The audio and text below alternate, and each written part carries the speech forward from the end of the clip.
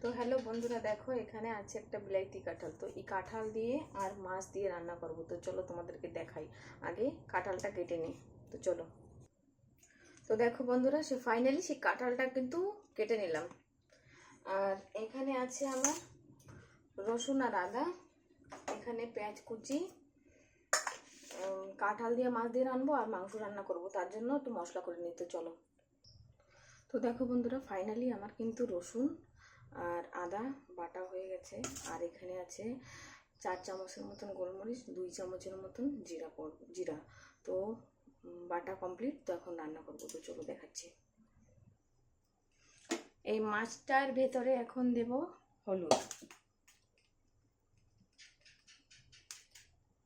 2 চামচ হলুদ,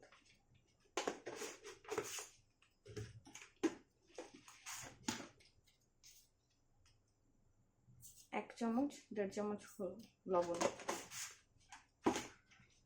আর কড়াইতে এখন তেল দিয়ে দেবো।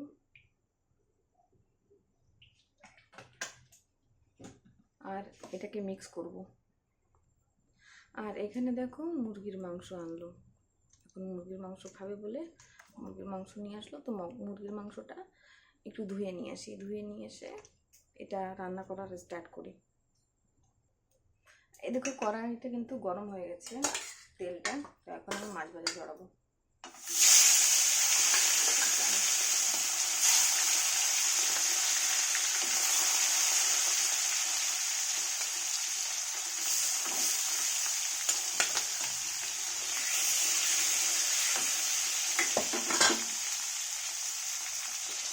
এদিকে কিন্তু সে মাংসটা ধুয়ে নিয়ে আসলাম। মুরগির মাংসটা সেদ্ধ করে ধোয়া হয়ে গেছে। এদিকে কড়াইটা জ্বালা দিচ্ছি মাংস রান্নার জন্য। কড়ার মধ্যে তেল দিয়ে দিলাম মাংসটা রান্না করার জন্য। ওই মাংসের ভেতরে দেবো এখন লবণ,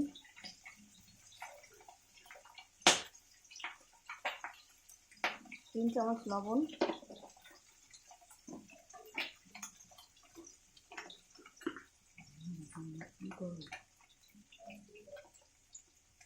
2 চামচের মতন হলুদ,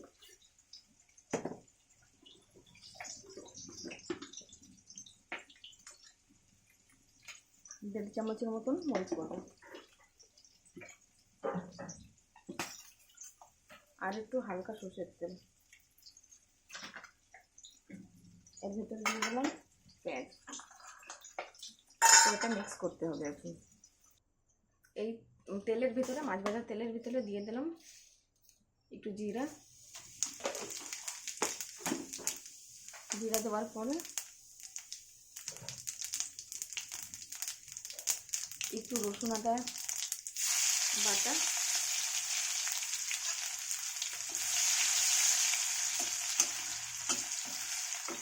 এরপর দিয়ে দিলাম কাঁঠালগুলো, বিলাইতি কাঁঠালটা।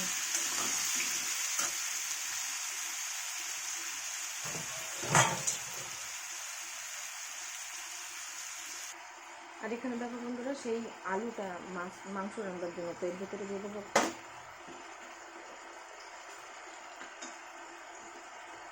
সামান্য হলুদ,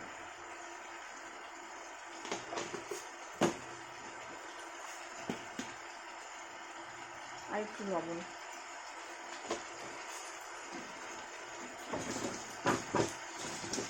আর এটাকে ভাজা দেবো এখন।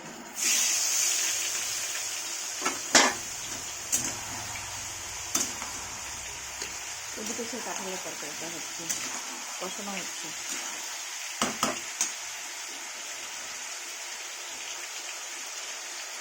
আর এদিকে সেই আলু ভাজাটা।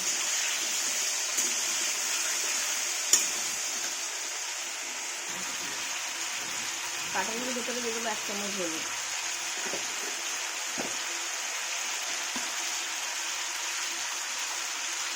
1 চামচ 2 চামচ লবণ,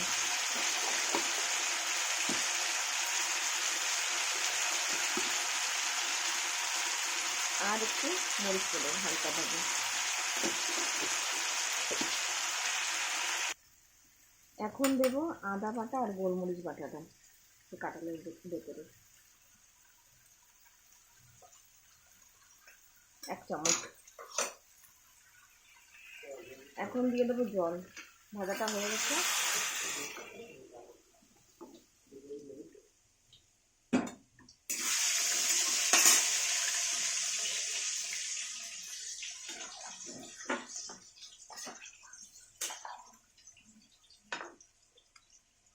আর একটু সামান্য জল দেবো।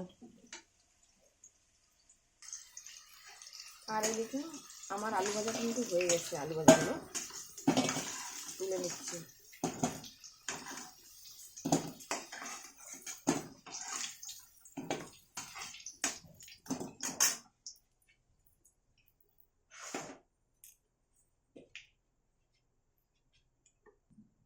আলু ভাজার তেলের ভিতরে আর কোনো তেল দিলাম না, তেল আছে 1 চামচ জিরা,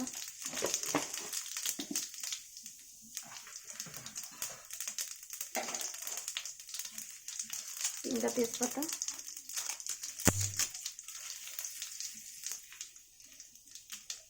রসুন, আদা,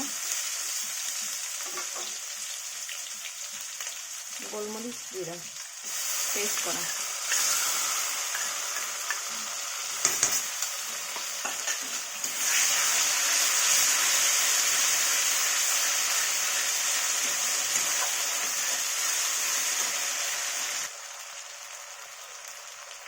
এখন এর ভেতর দেবো সেই মাংসগুলো, মুরগির মাংস।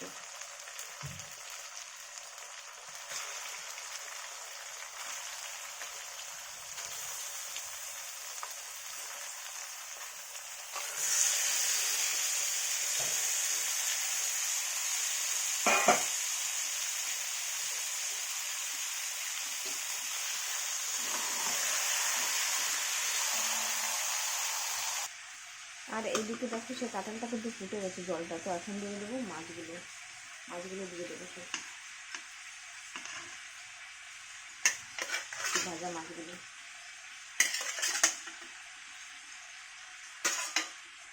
মাছ দিয়ে ঢাকন বন্ধ করে দেবো।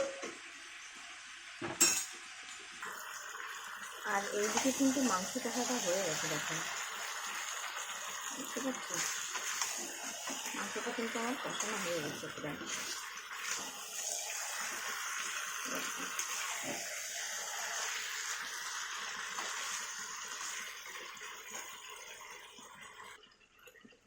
সুন্দর করে কষানো হয়ে গেল বন্ধুরা।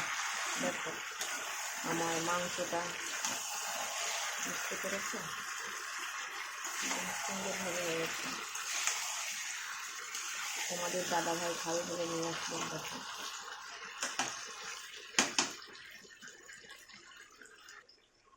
মাংসটা কষানো হয়ে গেছে। এখন আমি এর ভেতরে জল দেবো। তো চলো জল নিয়ে আসি। এই দেখো জল নিয়ে আসলাম। এখন সামান্য জল দেবো, সিদ্ধ হওয়ার মতন। সিদ্ধ হয়ে একটু থাকবে এরকম।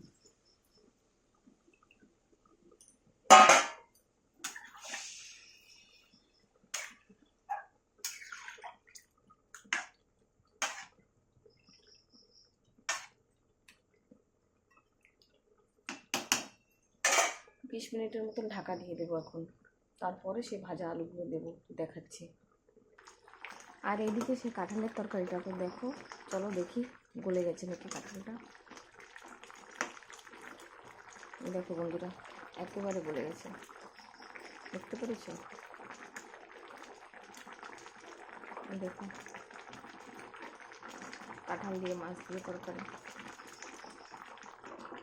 তো বন্ধুরা আমার কাঁঠালের তরকারিটা কিন্তু হয়ে গেছে। এখন সামান্য একটু গরম মশলা দিয়ে নামিয়ে দেবো।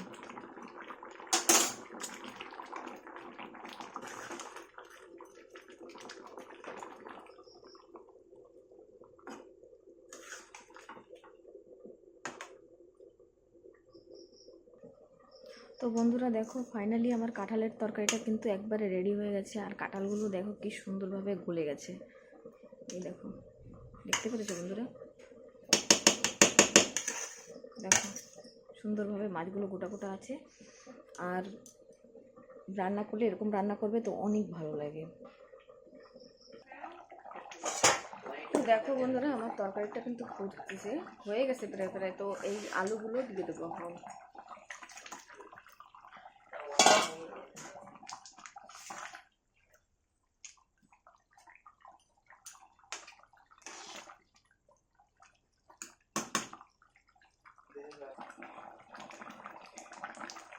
তো এখন বন্ধুরা 1 চামচ গরম মশলা দিয়ে দেব।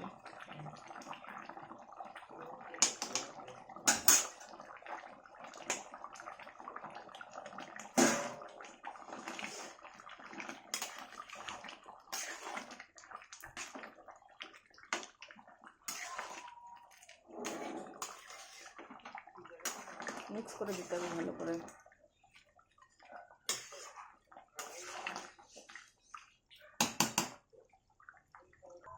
তো এই দেখো ফাইনালি বন্ধু আমার চিকেনটা কিন্তু রেডি হয়ে গেছে। এখানে চিকেন আর এখানে আছে সেই কাঁঠালের তরকারিটা দেখতে পাচ্ছ। আর অতিরিক্ত গরম, তো গরমের ভেতরে রান্না করা মানে ভীষণ ব্যাপার। তো যদি ভালো লাগে তোমাদের তো অবশ্যই লাইক শেয়ার সাবস্ক্রাইবার করো। তো টাটা বন্ধুরা।